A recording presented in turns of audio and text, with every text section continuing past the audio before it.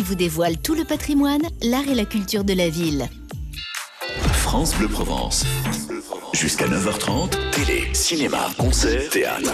Côté culture, comptez sur nous. Bonjour Marie-Blanche. Bonjour à tous. Bonjour. Notre amoureuse des livres de Céreste, à côté de La Ciotat, Marie-Blanche Cordoue. Et ce matin, 2 premiers romans d'auteurs régionaux. On commence par Les Roses Bleues de Didier Kimmel aux éditions Le Lys Bleu. Ça tombe bien, on est sur France Bleu, on est dans le bleu ce matin, Marie-Blanche. Oui, tout à fait, vive le bleu. Et surtout Les Roses Bleues, donc de ce roman insolite, à la fois tendre et perturbant. Alors l'histoire. Au décès de Diane, Kevin, son fils, trouve un manuscrit écrit des mains du premier amour de sa mère, Marc, dont il ignorait l'existence.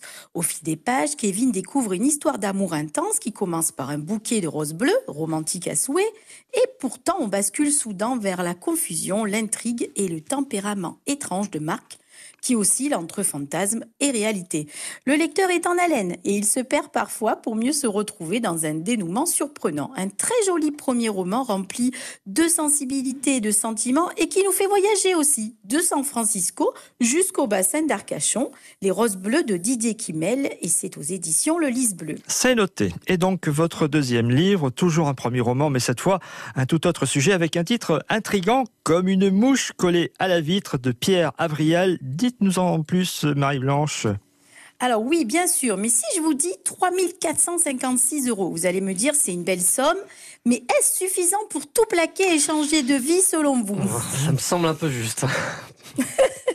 Et oui, et pourtant c'est ce que fait Simon, le héros du livre. Il a 40 ans, il vit une sorte de burn-out familial, sa femme, ses enfants, son travail, il ne supporte plus rien. Et voilà qu'il hérite d'une assurance vie de 3 456 € qui le motive pour partir et tout laisser. Alors autant vous dire que son chemin, vous vous en doutez, sera jalonné d'obstacles et de galères rocambolesques.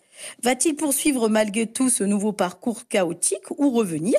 Eh bien, à vous de le découvrir dans ce premier roman rempli d'humour, de sensibilité et de rebondissements inattendus, qui nous rassure ou pas sur nos possibles envies de tout plaquer, avec en toile de fond quand même un sujet délicat, la dépression, le burn-out.